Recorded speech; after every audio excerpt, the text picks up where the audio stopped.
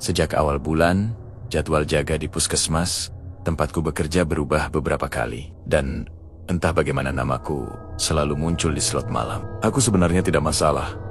Tapi malam ini terasa berbeda sejak siang tadi. Dini yang biasanya paling suka shift malam, karena katanya suasananya lebih tenang, justru menatapku dengan wajah pucat ketika melihat jadwal terpampang di papan. Aku gantiin siang aja, Rak. Kamu yang malam ya? Tolong banget, katanya. Nyaris berbisik. Nada suaranya tidak seperti biasanya. Seperti ada sesuatu yang sengaja dia sembunyikan. Aku hanya mengangguk, berusaha tidak memperlihatkan rasa penasaran yang tiba-tiba tumbuh. Saat matahari tenggelam dan orang-orang mulai pulang, puskesmas berubah menjadi bangunan yang berbeda. Dari luar masih terlihat sama. Tembok krem, papan nama yang sudah mulai pudar, dan halaman kecil dengan 2 bangku besi. Namun, ketika melangkah masuk, udara di dalam seperti berubah menjadi lebih berat. Lorong-lorong yang siang tadi dipenuhi suara pasien, kini menjadi hening dan dingin. Aku memeriksa daftar tugas, memastikan semua ruang sudah kosong. Tapi ketika melewati lorong ujung, perutku terasa sedikit mengencang. Lampu di sana redup, meski tadi sore normal-normal saja. Entah kenapa lampu itu paling sering berkedip saat malam. Beberapa rekan pernah bilang, lorong itu memang punya karakternya sendiri. Tapi aku tidak pernah terlalu memikirkan. Malam ini, rasanya lorong itu seperti mengawasi. Pak Rendi, satpam yang sudah bekerja lebih dari 10 tahun, menghampiriku sambil membawa termos kecil. Kalau ngantuk, ambil aja, Rak. Kopinya kuat, katanya sambil tersenyum kecil. Aku membalas dengan tawa singkat. Terima kasih, Pak. Malam ini sepi ya? Pak Rendi menoleh ke lorong ujung sebelum menjawab. Iya, tapi kalau ada yang manggil dari sana, jangan langsung nyaut. Pastikan dulu orangnya kelihatan. Aku mengerutkan dahi. Mango. Maksudnya? Beliau hanya menepuk pundakku pelan, lalu berjalan menuju pos. Jawabannya tidak pernah datang, dan justru membuat pikiranku semakin penuh. Apa yang sebenarnya terjadi di lorong itu? Waktu berjalan pelan. Aku mengecek alat-alat, menata map rekam medis, dan memastikan ruang tindakan terkunci. Namun, setiap beberapa menit, mataku selalu tertarik pada lorong. Ujung itu seperti ada sesuatu di sana yang menunggu aku lengah. Ketika jam hampir menunjukkan pukul 11 malam, aku mendengar suara sandal menyeret pelan. Suara itu sangat lembut, nyaris seperti gesekan kain, namun cukup jelas untuk membuatku berhenti menulis laporan. Aku menoleh ke arah lorong. Lampunya kembali berkedip berkali-kali, lalu stabil. Kosong, tidak ada siapapun. Tapi, suara langkah itu masih terasa seperti menempel di telingaku. Aku berdiri dan mencoba memastikan. Halo, ada yang butuh bantuan? Suaraku terdengar lebih pelan dari yang kumaksudkan. Tidak ada jawaban, tentu saja. Tapi, entah kenapa, aku merasa ada seseorang yang berdiri hanya beberapa meter dari batas pandangku. Ketika aku kembali ke meja jaga, tiba-tiba lampu di ruang ujung menyala sendiri. Padahal tadi mati. Aku menahan napas, mencoba berpikir logis. Sensor lampu rusak. Mungkin memang ada petugas lain yang belum pulang. Tapi sejak tadi, hanya aku dan Pak Rendi yang ada di dalam. Aku memutuskan untuk tidak mendekat dulu. Bukan karena takut, tapi karena firasatku mengatakan ada sesuatu yang aneh, sesuatu yang belum siap. Aku lihat, malam itu baru dimulai, tapi rasanya seperti puskesmas sudah menyiapkan cerita yang ingin dia sampaikan padaku. Cerita yang selama ini hanya beredar sebagai bisikan. Cerita tentang lorong ujung, tentang seseorang yang sering terlihat berdiri di sana, atau mungkin hanya bayangan yang menunggu dipanggil. Dan aku bahkan belum tahu bahwa semua itu akan membawaku pada sesuatu yang jauh lebih dekat daripada yang pernah kubayangkan. Sesuatu yang ternyata berada di lingkungan rumahku sendiri. Sejak kejadian lampu yang menyala sendiri di ruang ujung semalam, pikiranku tidak tenang. Rasanya seperti ada sesuatu yang sengaja menunjukkan keberadaannya. Walau ku ganggu dengan alasan logis, tetap saja ada rasa yang tidak bisa diabaikan.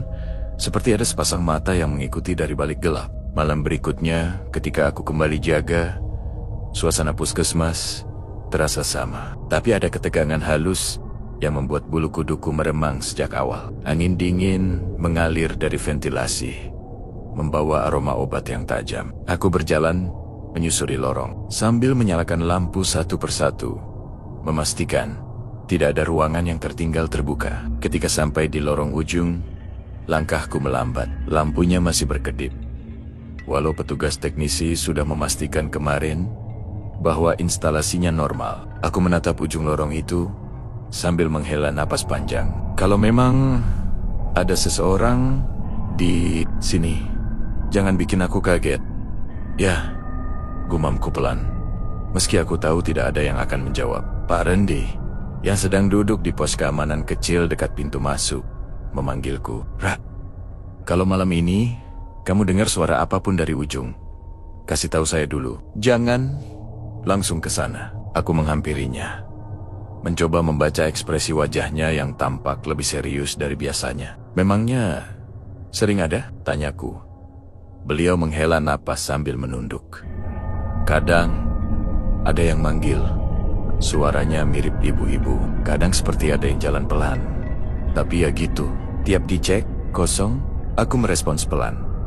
Pak, kalau itu cuma angin? Pak Rendi menatapku sebentar, lalu menggeleng kecil. Angin tidak bisa bikin orang nyebut nama. Ucapan itu seperti menancap di pikiranku, membuat malam terasa semakin panjang. Aku kembali ke meja jaga dan mencoba fokus mengisi laporan. Namun, baru beberapa menit, langkah-langkah halus itu kembali terdengar. Sangat pelan, seperti seseorang memakai sandal tipis, dan berjalan tanpa tergesa. Aku berhenti menulis. Suaranya datang dari lorong ujung. Awalnya, aku mengabaikan. Mungkin imajinasiku, tapi suara itu kembali 2 langkah, berhenti, lalu 1 langkah lagi. Polanya aneh. Seperti seseorang yang ragu-ragu untuk mendekat, aku mencoba memanggil. Halo, ada yang mencari perawat atau dokter? Suaraku menggema lemah di lorong panjang itu. Tidak ada jawaban. Hanya suara langkah yang tiba-tiba berhenti, seolah sosok itu menahan napas bersamaku. Aku memutuskan untuk melihat dari kejauhan. Perlahan aku bangkit, berjalan menuju lorong ujung. Semakin dekat, semakin dingin udara yang menyambut. Cahaya lampu redup menciptakan bayangan memanjang di lantai. Tapi tidak ada satupun bayangan yang berbentuk manusia. Tepat ketika aku sampai di tengah lorong, terdengar suara pintu seperti digeser pelan dari salah satu ruangan paling ujung. Aku menelan ludah. Ada yang butuh bantuan? Tanyaku lagi. Kali ini sedikit lebih tegas. Pintu itu bergoyang sedikit, seperti ditarik angin. Tetapi anehnya, ruangan itu tidak memiliki jendela yang terbuka. Aku berdiri beberapa langkah dari pintu itu, mencoba meyakinkan diri kalau semuanya normal. Tiba-tiba, sebuah suara lirih terdengar, suara seseorang seperti sedang memanggil, sangat pelan. Bukan namaku, hanya panggilan samar yang terdengar seperti Mas. Tolong. Aku mundur selangkah tanpa sadar. Suaranya terdengar begitu dekat, seolah seseorang berdiri tepat di balik pintu. Aku menunggu beberapa detik. Namun, tidak ada kelanjutan. Tidak ada bayangan bergerak. Tidak ada pegangan pintu yang bergetar. Seolah suara itu muncul hanya untuk memastikan aku mendengarnya. Aku berpaling dan kembali menuju meja jaga dengan langkah cepat. Pak Rendi memandangku dari posnya, seolah tahu apa yang baru saja terjadi. Dengar sesuatu? Tanyanya pelan. Aku hanya menjawab, seperti ada yang minta tolong. Tapi tidak ada orangnya. Pak Rendi mengangguk lambat. Tidak terkejut. Lorong itu memang jarang, benar-benar sepi. Malam itu aku baru menyadari, apapun yang menghuni ujung lorong itu, ia bukan hanya lewat. Ia memerhatikan dan ia seperti ingin berbicara, tapi belum memilih waktu yang tepat. Malam ketiga jaga, aku datang lebih awal dari biasanya. Entah kenapa, rasa penasaran bercampur cemas membuatku ingin memastikan suasana puskesmas sebelum gelap. Banner-banner mengambil alih. Saat kubuka pintu samping, lorong utama langsung menyambutku dengan bau khas obat dan lantai yang baru dipel. Awalnya semuanya normal. Lampu-lampu lorong menyala stabil. Tidak ada suara aneh. Tidak ada pintu yang terbuka sendiri seperti sebelumnya. Justru keheningan yang terlalu sempurna itulah yang membuat pikiranku tidak tenang. Puskesmas seolah menahan napas. Seperti menunggu sesuatu muncul, aku menyusun map rekam medis di meja jaga. Di tengah kesibukan kecil itu, tiba-tiba bulu kuduku berdiri. Ada perasaan aneh seperti seseorang sedang berdiri di belakangku. Bukan angin, bukan juga bayangan. Lebih seperti tatapan yang terlalu dekat. Aku menoleh perlahan. Di ujung lorong, berdiri seorang wanita memakai daster rumahan berwarna pucat. Daster itu tampak kusut, seperti sering dipakai untuk tidur. Rambutnya tertutup sebagian oleh kerudung tipis yang kebesaran, dan tubuhnya condong sedikit ke depan. Dari cara berdirinya, aku yakin dia tidak sedang terburu-buru. Justru sebaliknya, dia sedang menunggu respons. "Bu, ada yang bisa saya bantu?" tanyaku pelan. Wanita itu tidak menjawab. Ia berdiri membelakangiku, hanya memperlihatkan punggungnya. Tangannya terkulai, tapi ada gerakan kecil, seperti jari yang menggigil ringan. Aku melangkah sedikit lebih dekat, memastikan apakah dia pasien yang tersesat atau keluarga pasien yang mencari seseorang. Namun, ketika aku sampai pada jarak sekitar 4 meter, tubuh wanita itu mulai bergerak. Sangat perlahan, ia menoleh ke samping, lalu semakin memutar kepala, hingga wajahnya menghadap arahku. Tapi yang membuatku membeku, bukan cara ia menoleh, melainkan wajahnya yang tampak kabur, bukan rusak, bukan menyeramkan, hanya kabur, seperti melihat pantulan di kaca berembun. Aku berusaha mencari bentuk matanya, hidungnya, apa saja yang bisa membantuku mengenali ibu. "Ibu siapa?" "Kari." "Siapa?" tanyaku lagi. Kali ini lebih pelan. Wanita itu akhirnya berbicara. Suaranya lirih, nyaris seperti angin yang lewat di telingaku. "Tolong, antar pulang." Kalimat itu begitu lembut, namun menusuk. Tidak ada nada meminta, tidak ada nada mengancam. Justru terdengar seperti seseorang yang kelelahan dan sudah terlalu lama menunggu. Aku meneguk air liur, mencoba tetap tenang. "Pulang?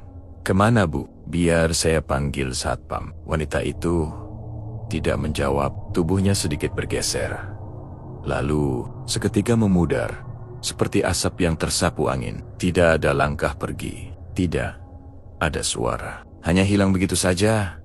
Aku terpaku beberapa detik. Rasanya tidak mungkin itu hanya bayangan atau ilusi. Suara tadi terlalu nyata. Bahkan aroma halus sabun mandi yang tertinggal di udara masih menguar saat sosok itu menghilang. Aku berjalan perlahan ke tempat ia berdiri. Lantai terlihat normal. Tidak ada tanda-tanda apapun, hanya hawa dingin yang menetap. Ketika kembali ke meja jaga, Pak Rendi muncul dari pintu depan. "Kamu lihat apa tadi?" tanyanya sambil memicingkan mata.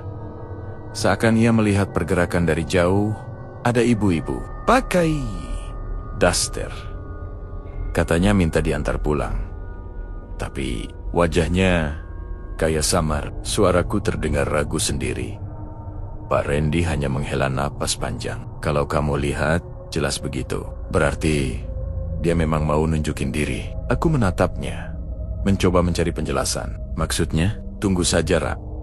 Jawabnya pelan. Biasanya, kalau dia sudah mulai nyapa, berarti ada yang belum selesai. Aku tidak tahu apa maksudnya. Dan jujur, aku tidak ingin menebak. Tapi satu hal yang pasti, sosok wanita berdaster itu bukan sekadar penampakan. Ada keinginan di suaranya. Ada Tuhan, dan tanpa aku sadari, puskesmas sedang menarikku masuk ke dalam ceritanya. Cerita yang mungkin berkaitan dengan seseorang yang lebih dekat daripada yang kukira. Sejak melihat wanita berdaster itu menghilang begitu saja, pikiranku terus dipenuhi tanda tanya. Setiap kali menutup mata, aku kembali melihat gestur tubuhnya, cara ia berdiri, cara ia menoleh perlahan, dan terutama suara lirihnya yang meminta diantar pulang. Suara itu seperti menempel di dinding puskesmas. Malam berikutnya, aku sengaja datang dengan pikiran lebih siap. Aku bahkan membawa termos kopi dari rumah, berharap bisa membuat diriku lebih fokus. Tapi begitu aku duduk di meja jaga, sesuatu sudah menungguku. Sebuah map rekam medis tergeletak tepat di tengah meja. Padahal sebelum masuk, aku memastikan meja itu kosong. Tidak ada satupun berkas yang tertinggal semalam. Aku menarik kursi perlahan dan menatap map itu. Kertasnya terlihat agak menguning, seperti sudah lama disimpan. Di bagian depan tertulis nama pasien dengan tinta yang mulai pudar. Nama itu membuat jantungku memukul dada dari dalam. RATM.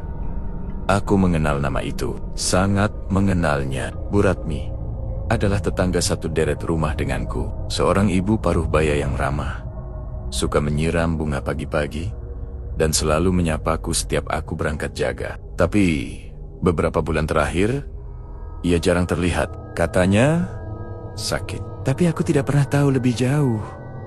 Karena keluarganya tertutup soal itu, aku membuka map itu perlahan. Di dalamnya ada beberapa lembar catatan medis yang ditulis rapi. Pemeriksaan rutin, keluhan ringan, beberapa catatan tindak lanjut. Tidak ada sesuatu yang aneh, kecuali satu.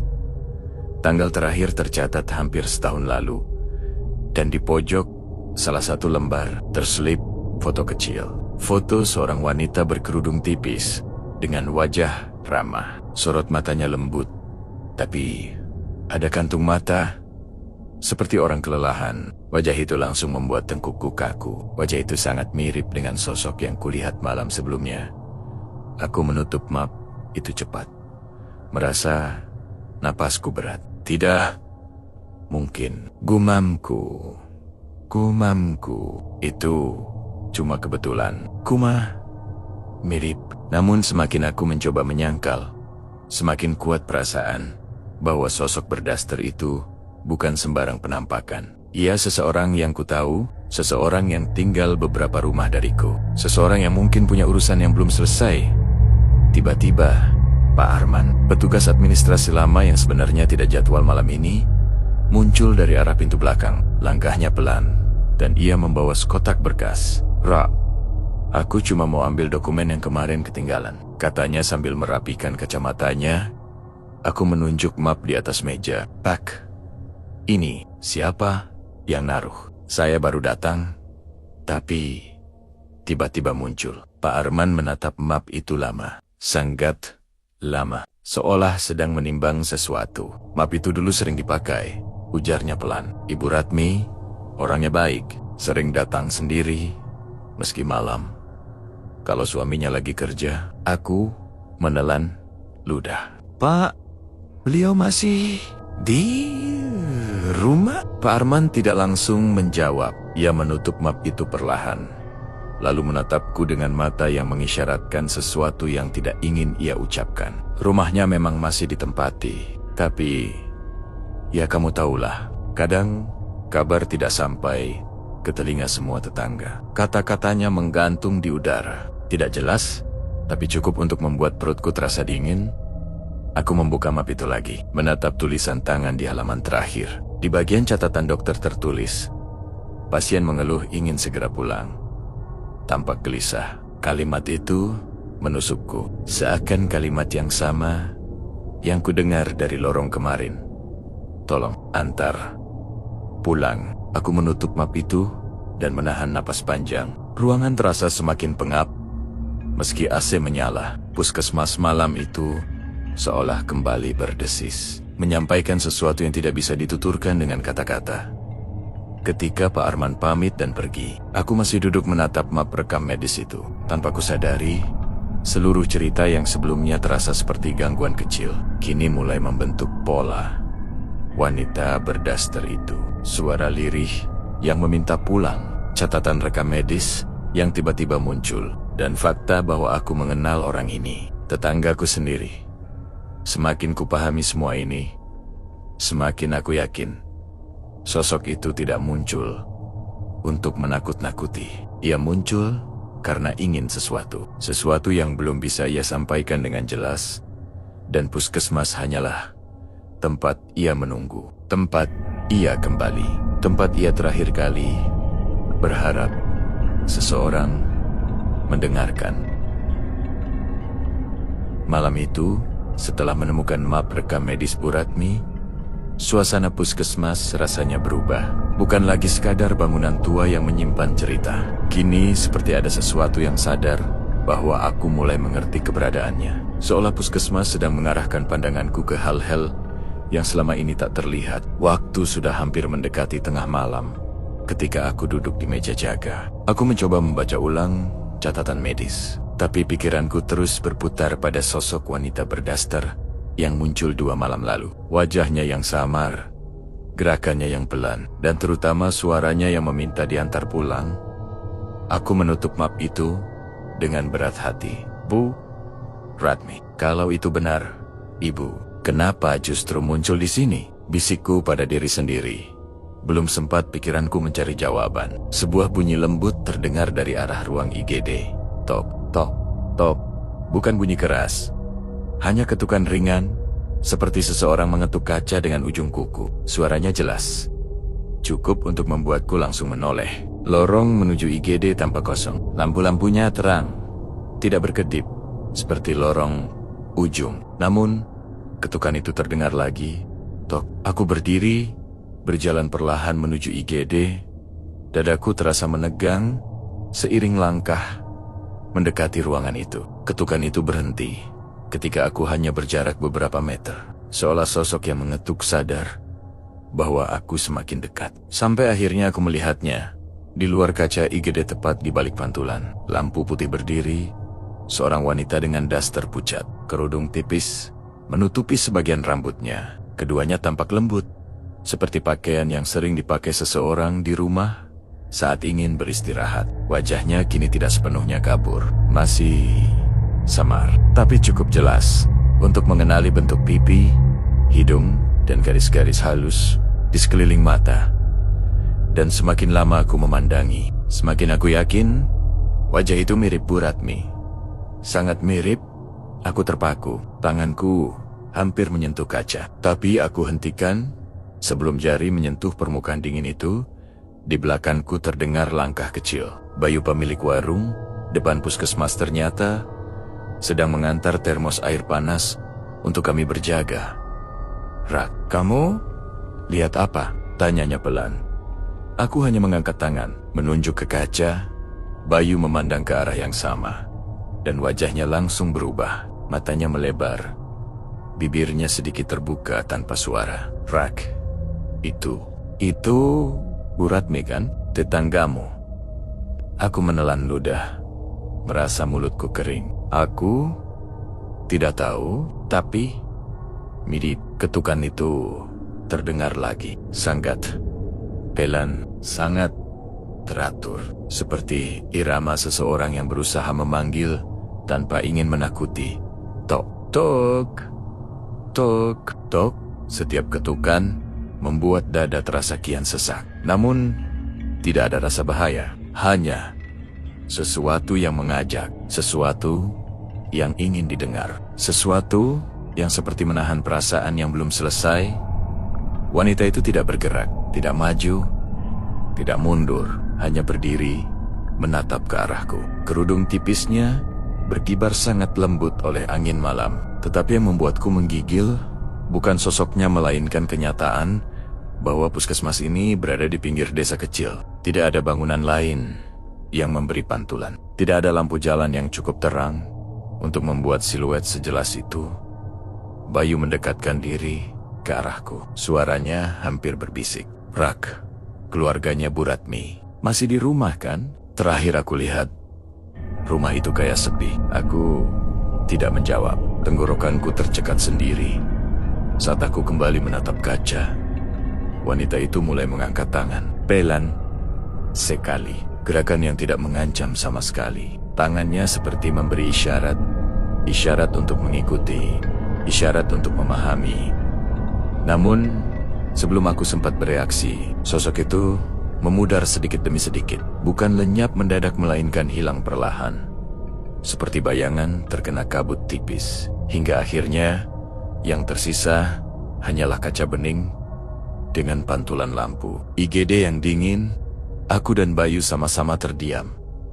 Bayu akhirnya memecah keheningan. Ra, apa kamu yakin wanita itu masih ada di rumah? Aku menutup mata, mengambil napas panjang, lalu berkata pelan, aku tidak yakin lagi. Satu hal yang jelas malam itu, sosok itu bukan tampil tanpa alasan. Ia muncul karena ingin menunjukkan sesuatu. Dan semakin aku mendekati kenyataan itu, semakin jelas bahwa yang datang ke puskesmas bukan hantu asing.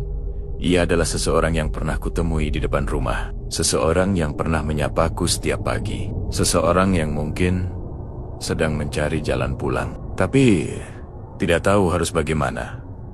Dan puskesmas hanyalah perantara. Isyarat yang baru saja ia berikan malam itu menjadi langkah pertama menuju jawaban yang selama ini tertutup rapat oleh desas-desus tetangga. Jawaban yang perlahan mulai mengarah langsung padaku. Aku masih ingat betul bagaimana malam itu terasa berbeda. Udara di ruang IGD seperti menjadi lebih dingin. Meski pendingin ruangan sudah kupadamkan sejak 1 jam lalu. Lampu-lampu putih pucat di langit-langit terasa semakin jauh, seolah menolak menyoroti sadet-sadet ruangan yang gelap. Setelah kejadian ketukan di kaca tadi, aku sempat duduk lama di meja perawat, mencoba menenangkan diri sambil menatap deretan berkas rekam medis yang tergeletak tak terurus. Nama yang muncul sendiri di kertas itu, Sulastri, masih terus mengganggu pikiranku. Aku mengenalnya. Ia tetanggaku sejak kecil. Beberapa minggu terakhir aku memang jarang melihatnya. Dan ku dengar ia sedang tidak enak badan. Tapi tak pernah terpikir olehku bahwa namanya akan muncul di tempat seperti ini. Apalagi dengan cara yang tak masuk akal. Saat pikiranku mulai terasa sesak, tiba-tiba hawa di ruangan berubah lagi. Dari arah lorong, samar-samar terdengar suara langkah pelan. Bukan langkah yang tergesa atau berat, tapi langkah ringan, seperti seseorang yang bimbang ingin mendekat. Atau tidak, aku menoleh, berharap itu rekanku yang baru datang untuk ganti shift. Tapi lorong itu kosong. Hanya cahaya lampu malam yang temaram memanjang di atas lantai. Aku bernapas perlahan, mencoba mengendalikan rasa takut yang mulai menusuk dada. Kalau memang ada orang, gumamku pelan, tolong panggil saya. Jangan diam seperti ini. Suaraku terdengar serak, seperti bukan suaraku sendiri. Dan saat itulah aku melihatnya. Siluet seorang perempuan berdiri di ujung lorong. Tepat di pertemuan antara cahaya dan gelap, tubuhnya tak bergerak. Hanya gaun rumah sederhana yang dikenakannya tampak terayun lembut, seperti tertiup angin yang tak kurasakan. Aku tidak bisa melihat wajahnya jelas, tapi sosok itu, entah bagaimana, terasa sangat familiar. Aku memberanikan diri maju beberapa langkah. Bu, apa Anda butuh bantuan? Tanyaku pelan. Sosok itu tidak menjawab, namun ketika aku mendekat, cahaya lampu akhirnya menyingkap sebagian wajahnya. Dan jantungku seakan berhenti berdetak. Wajah itu pucat, tenang, namun seperti membawa beban yang tak terucapkan. Dan meski hanya sebentar, aku yakin itu wajah Bu Sulastri, tetanggaku sendiri. Mulutku langsung terasa kering. Bu Sulastri, kok Ibu ada di sini? Sudah malam, Bu. Perempuan itu mengangkat wajahnya sedikit, seperti berusaha menatapku. Bibirnya bergerak pelan, namun suara yang keluar sangat lirih, hampir tertelan udara. Nak, pulangkan saya. Aku terpaku. Kata-kata itu menggema di kepalaku. Bukan permintaan untuk diobati, bukan minta ditemani, tetapi dipulangkan. Saya kurang paham, Bu. Maksud Ibu apa? Pulang ke rumah? Tanyaku terbata. Ia hanya mengangguk pelan, gerakan yang begitu lambat dan kaku, seolah seluruh tubuhnya tidak lagi mengikuti kehendaknya. Ada kesedihan dalam sorot matanya, kesedihan yang begitu dalam hingga aku ingin menundukkan kepala sendiri. Tapi saat aku hendak mendekat lagi, mendadak seluruh lampu lorong berkedip. Dalam sekejap, sosoknya memudar seperti kabut yang tertiup angin. Dan ketika lampu kembali stabil, ia sudah tidak ada di sana. Hanya lantai kosong yang menyisakan hawa dingin yang menusuk tulang. Aku berdiri lama sekali di tengah lorong itu, mencoba memahami apa yang baru saja terjadi. Namun semakin kupikir, justru semakin jelas satu hal. Sosok itu bukan sekadar bayangan. Ia datang dengan tujuan, dan tujuan itu meminta dipulangkan. Tanpa sadar, aku meremas berkas rekam medis di tanganku. Nama Sulastri tercetak jelas, seperti sengaja menunggu jawabanku. Malam itu, untuk pertama kalinya sejak aku bekerja di puskesmas ini, aku merasa panggilan tugasku bukan lagi sekadar merawat yang hidup. Ada sesuatu atau seseorang yang meminta pertolongan. Untuk terakhir kalinya,